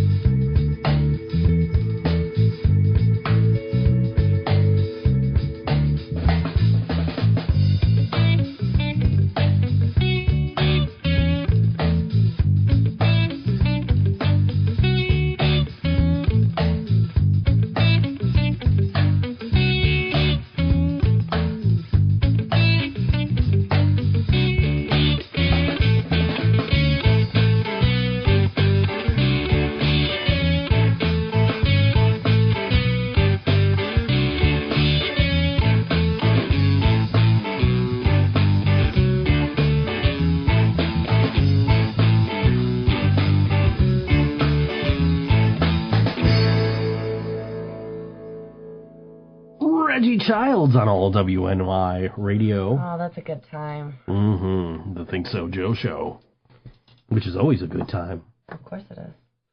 I mean, you know, I mean, you're like hanging all over me just like Brian always does. So it's just like having Brian here.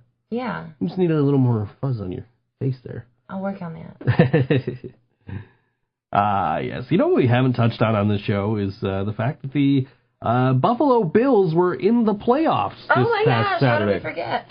Or this past Sunday, rather. And, I mean, it's easy to forget when the team fucking loses. Yeah, I guess we didn't really want to remember that one, huh? They scored 3 points the entire game. The Sabres scored more goals last night than the Bills had points in the playoff game. That's a How shame. about that? How about that? And let me tell you something. Everybody's so happy. It's a step in the right direction. We made the playoffs. First time in 18 years we made the playoffs. Yeah, but now the next step is to win a playoff game for the first time in 22 goddamn years. The last time the Bills won a playoff game was in December of 1995. Holy shit, we're old. Yes. December of 1995 was the last time the Bills won a playoff game. That's a long time. Yeah. I really wish it was December of 1994 because the Niners won the Super Bowl in 1995. Oh, you. And I'd be like, you guys haven't won a playoff game since the last time my team won a Super Bowl. But yeah, no, I can't do that. Yeah. Damn 1995 Buffalo Bills. Oh well. Oh well. Oh, well. Tom Brady's won a shit ton of them since then. Ooh, that's a dirty word around here, huh? Tom Brady. And come on, let's face it. Even if the Bills beat Jacksonville, they'd have to play New England this week. And I was saying to my boss at the hotel, I said, listen, man, good teams find a way to win. If you're the Buffalo Bills, you find a way to lose. I mean, let's face it, the Bills were not going to beat the Patriots had they made it to the next round. I don't know much about sports, but I do know that. You do know that.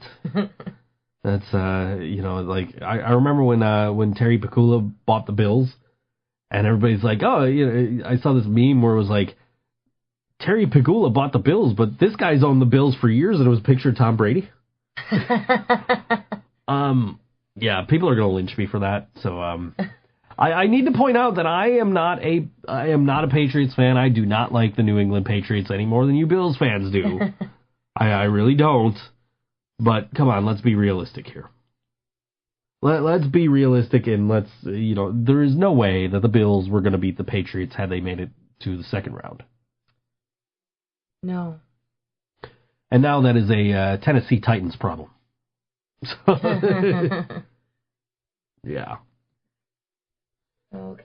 And Bills fans should just want the stadium to implode here, because the last time the Bills even came close to winning a playoff game, actually the last time the Bills were in a playoff game prior to this Sunday, they supposedly got screwed by the Tennessee Titans. That was the Music City Miracle game. I know you don't know much about sports, but really don't. This is one of those things in Buffalo sports lore, like wide right, like no goal. We were looking at the Buffalo Sports Hall of Fame yesterday. I'm very surprised the ball from wide right was not in it. I'm disappointed in that fact. Maybe it's in the Football Hall of Fame in Ohio. I don't know. Is that the one that's right next to the Rock and Roll Hall of Fame? I don't know. There's something right next to the Rock and Roll Hall of Fame. I thought it was baseball. Baseball's in Canton, so maybe it's football. I know hockey's in Toronto because I've been there. Yeah, I don't know. But we can, if it's the one next to the Rock and Roll Hall of Fame, we can make a day out of that. Ooh, so we could go to the Rock and Roll Hall of Fame, and then we can go see if the Scott Norton football's in the Football Hall of Fame. We can go just for the football. Scott Norton. The Ravens kicker missed a field goal 5-6 years ago, and I remember right after the game going on Twitter and Scott Norwood's trending, because it was literally he could have won the game with this kick, and he missed, and Scott Norwood was trending, worldwide. Oh, these are just United States trends. Ooh. Let's see, we could get worldwide trends.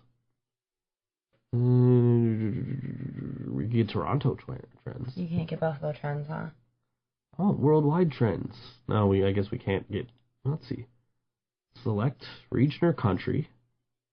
United States. Nope. We could get Baton Rouge.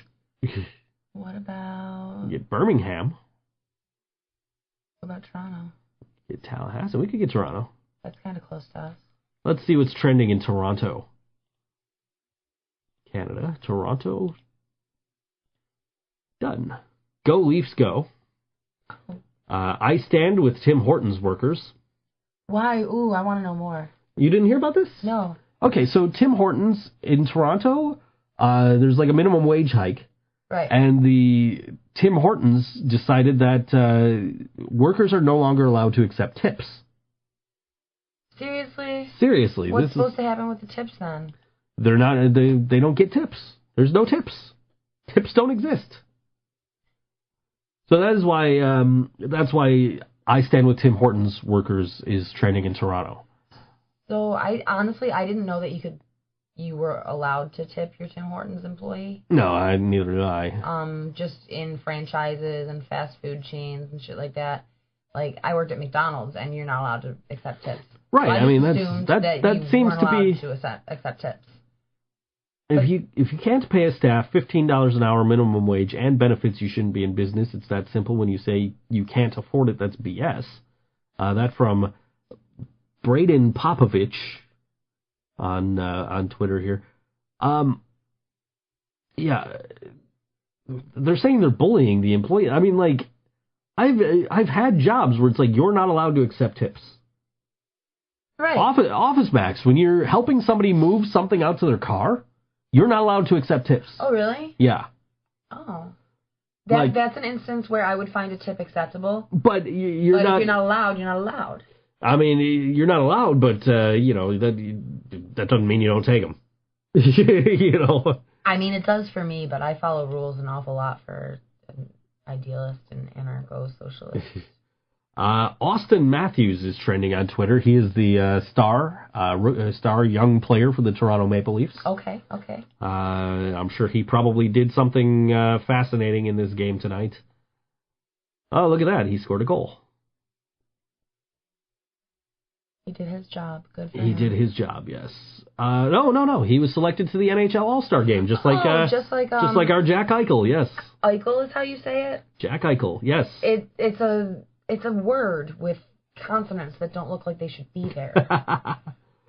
Yes, Jack Eichel. Eichel.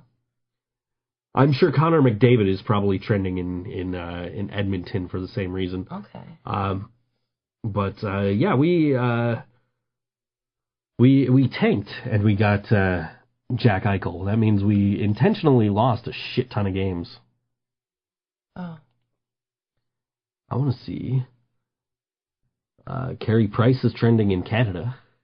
He's the goaltender for the Montreal Canadiens. I'm really glad you said who it was, because I was going to ask, who's she? Yeah, he is the... in Edmonton... Edmonton. Carey Price is trending in Edmonton for some reason. And go Leafs go. I don't know if it ever switched from Toronto. Oh. That says we're in Edmonton. No. Did you Current location, Edmonton. Okay, no, that's not what I wanted. Trends for me, Sabres. I don't know, I'm confused. Change. Okay, so now, select my location. If I go Canada, this is stuff we do on the show every week. Edmonton, no, that's what's trending in Edmonton is Go Leafs Go and Carey Price. Don't you guys like the Oilers up there? I was just telling Corina yesterday that I would look good in Oilers orange. Oilers copper. Yeah. Yeah. Yeah. Because we were looking at that Edmonton Oilers jersey yesterday. Yes, we were. All right, let's go back to United States trends.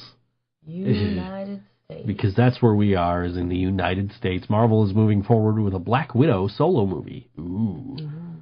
I watched one of them Marvel superhero movies, and I'm like, what the fuck is this horse shit? It was Captain America, the first Captain America movie, because that's like the start of the whole Avengers thing. I think I saw the Captain America movie. I saw it because Brian made me. Of course he did. And I came back and I'm like, dude, that was the most boring fucking thing I've ever watched. Mm-hmm. I'm not a fan of movies where, like, you can speed the plot along and they just padded it the fuck out to make it 3 hours long.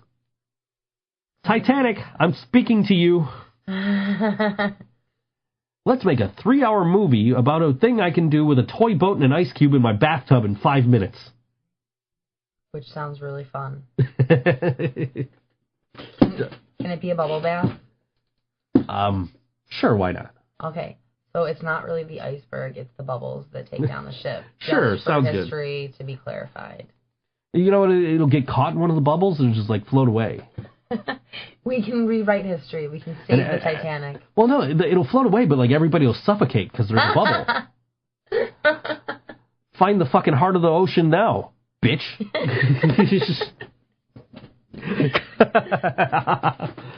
Fuck, I only saw half of that goddamn movie.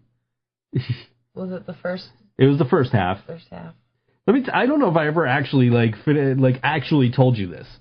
I went to this girl's house to watch. She wanted to watch Titanic. It was her favorite movie, and she's sitting there and she's quoting along with every fucking line of this piece of shit movie. And we only had time to watch the first half because the movie's way too goddamn long. Needless to say, I didn't go back for the second half, but I'm sitting there just making fun of the fucking movie the whole time. Right. There's like this one line where Jack says to Rose, he says, "I saw that on Nickelodeon once." He didn't say he saw that at a Nickelodeon. I'm leaning on stuff. That didn't come through on the broadcast. That only came through my headphones. Oh. That's why you're looking at me funny. Yeah. I leaned on my thing and it made a anyway. But yeah. So he says, I saw that on Nickelodeon once. Now, Nickelodeon was a thing. It was a movie theater. You go in, you pay a nickel, and you can watch a movie. Like a little arcade. The clown was telling us about those in porn shops. Right. Because now they're like prominent. But basically, that was a thing back in the day. So you go and watch something at a Nickelodeon. Leonardo DiCaprio says, I saw that on Nickelodeon once. Like, dude, Nickelodeon isn't a thing yet. Like, as in the television channel. That's the impression I got out of what he was trying to say. Yeah. And then, like, there's these scenes where she's, I mean, like, correct me if I'm wrong, but Titanic is Rose's memories of what happened. I mean, I haven't seen it in years, and I didn't care that much when I watched it, but I think so. Okay, so Titanic is Rose's memories of what happened. Was she down there when they were shoveling the coal? Because I see that an awful lot in that movie. I really doubt it. I mean, jeez. And then the only good part of the movie is in the second half of the fucking movie. Is that when the ship goes down? Sure. No, that wasn't what I was talking about, but sure. I always, my favorite part of that movie is when the man hits the propeller. Do you know what I'm talking about? I've heard about that, and I've heard people say that that's the best part of the movie. It really was very detailed, very good. I was talking about boobs. Boobs. Boobs. Boobs. Boobs. Boobs. Boobs. Boobs. Yeah. That was the best part of the movie. I don't remember those. Yeah, well. I may have caught a little bit of the second half of the movie. No, I just seriously, like, just watching that first half of the movie, I'm like, this is the most ridiculous fucking thing I've ever seen. And this girl's sitting here just quoting along every fucking line of the goddamn movie, and I'm just picking it apart like, this is so fucking stupid. And that was my whole thing. Like, I can't devote 3 hours to anything. I'm talking to you, WWE. I can't devote 3 hours to anything. Like, you know, I fell asleep during Raw this week. We were watching. And I didn't realize that you fell asleep. I know that I fell asleep. Well, you know, I told you after the fact that I fell asleep, and I went back to watch a segment that I thought, oh, right, because I missed it, and I heard what happened, and I'm like, that's right. I'm like, he pulled the lighting truss down. Like, Corina would enjoy that. It was really cool. It was really fucking cool. Yeah, but no, I can't devote 3 hours to fucking anything. I just can't. I mean, like, maybe a concert or something. Yeah, where you're, like, involved. Like Roger Waters was, like, probably that, like, almost that long, and I'm like, yeah, okay, this is cool. Yeah. But, like, no, I can't fucking sit there and watch a movie for 3 fucking hours. I can't do it. Especially when I know how the fucking movie ends. They all fucking die. And then, oh, well, you know, she had room to pull him up on the door. You know, Mythbusters did a special on Titanic. Did they? They did, because, you know, there's like all these people who say, you know, she floats away on the door at the end of the movie. Right. And she had enough room to pull him up onto the door so he could float away with her. Uh-huh. And so she's a cunt for not saving him. Yeah. Right. Okay. So Mythbusters, they were like, well, we don't know about that. Yes, there's enough room. But is there enough buoyancy? Okay. And they recreated the situation. And they proved that unless they were smart enough to, like, tie their life preservers to the door, like the bottom of the door, to keep it afloat, they would have sank if he was up on the door with her. No shit. Yeah, so fuck you people who question the wisdom of James Cameron, fucking director of Titanic, because I mean, who question his choice of having Jack die at the end of the movie? For me, fuck that movie. Fuck that movie. Huh? Fuck that movie. Yeah, fuck that movie. Fuck that movie and its stupid fucking plot. And it's like, I could, like, boat hits the iceberg and fucking sinks, the end. Isn't it just Romeo and Juliet on water? Probably.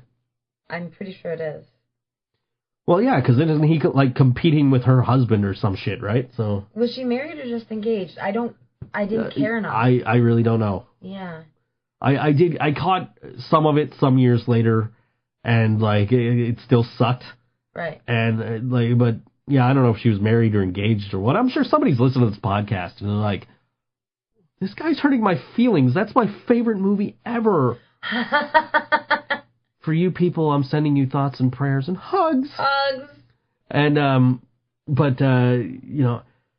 also asking you to tweet me at ThinkSoJoe Show. Message me, Facebook.com/official ThinkSoJoe. And just tell me, just answer our questions. Were they married? What the fuck was the deal? Was Rose down there when they were shoveling the coal into the thing, and that's how she remembers that? I mean, maybe I can forgive that if she was actually, down there, and you can prove that. Yeah. And also, I'd like to know who plays Propeller Guy. Oh, the guy that gets killed on the propeller. Okay. Yeah. It was best performance in the movie. So I've heard. I've never seen the end of the movie. You know what? We're gonna YouTube after the show. We're gonna YouTube just Propeller Guy. That sounds like a plan. Okay, great. While we're uploading the show, we'll just sit here. We'll go on YouTube. We got the speakers hooked back up, so we'll be able to hear it. Yeah, that sounds like an idea. Let's do it. Let's do that. That sounds like fun. I love our little adventures. I do. That is a great adventure. That's a great adventure. Just watching a guy get hit by a propeller. Maybe we can watch it on repeat. Maybe it's a thing like the steamed hams, where there's you could just go down the YouTube rabbit hole of Propeller Guy. Oh my god! Where they've remixed and redone the Propeller Guy scene, and they've added dialogue that wasn't there, or did it in German, or that kind of stuff. I'm pretty sure it's a good thing that I'm drinking coffee and don't have plans for the evening because we're going down this hole. Oh, jeez. I thought we were watching a movie or something afterwards. Oh, shit. I don't fucking know. I don't know. I might make stew. Oh, no, I was joking that we were going to watch all the Star Wars. Oh, right. Because we actually didn't have plans for tonight. I might make stew. You might make stew, and we'll watch Propeller Guy. Propeller Guy and stew. Well, you threw my tablet on the charger, so we can just bring the tablet in there and watch it while you're making the stew. That sounds Look at that, yeah. Look at that, we're making plans for the night. We're adulting. These sound like wonderful ideas. Yes. Yeah, we're coming up with solutions. Hey, my microphone just went quiet. Yay! Talk for a second, will you? Yeah, so we're gonna watch Propeller Guy and make stew. Yeah, Propeller Guy. There I go. I'm back. I really hope the meat's not turned and I can still use it for stew. Yeah, I'm sure it's probably fine. If not, we're gonna have vegetarian stew. I don't remember what the meat was from. It was the roast beef. Oh, yeah, it's probably fine. Yeah, I'm sure it is. It's only been in there a couple of days. True. Yes, I'm sure it's fine. Okay. So whoever wants beef stew, just let us know. Yeah. I'm not Bart Simpson. I will not put mothballs in the beef stew. I make no promises. Corina makes no promises. I don't know what was in that iced tea you gave me the other day. What? No, like we bought iced tea, and I left mine sitting out, and you moved it into the kitchen, and you're like, oh, you still have a drink. And I took a sip of it, and it was just gnarly. I don't know what the hell. Did it settle, maybe? I don't know. Because you gotta, shake iced tea up. Maybe it's settled in my glass. I don't know. You were also cleaning. Because I've been drinking it. But you were also cleaning around it, so I don't know if maybe some of the cleaning product got in there, and I'm like, I don't think I'm gonna drink any more of this, and I grabbed one of my Snapples out of the fridge. Oh. So it was like, I didn't try to poison you. I might have poisoned you, but I didn't try. I don't think Karina's trying to kill me yet. We're still new. Yeah, we've only been dating for a month, and she's only been practically living here for about a month. So maybe a month after she's actually living here, she'll try to kill me. But so far, no, I don't think she's actually trying to kill me. I think she almost accidentally killed me. You probably wouldn't have died. You probably would have just puked. Yeah, I would have gotten really sick, and that would. And we went to the Sabres game, so it would have been for KeyBank Center's problem. Oh man. We gotta get out of here. We got one more song to play. It's from another band that played our Christmas show. Oh my goodness. I love these guys. I love them too. I love these guys. I'm trying to book them for another show in the future, so it's part of the reason I'm playing them tonight. Personally and musically, I love them. Oh, they're for just sure. great dudes.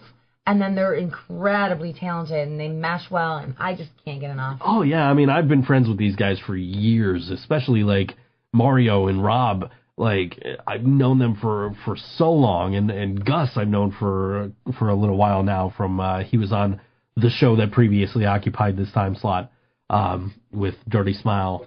And I know you've known Dennis for a long time. I've known Dennis for like 15 years. Dennis has always contributed in any way he could to the music scene and budding musicians. And he's a huge part of why I do what I do.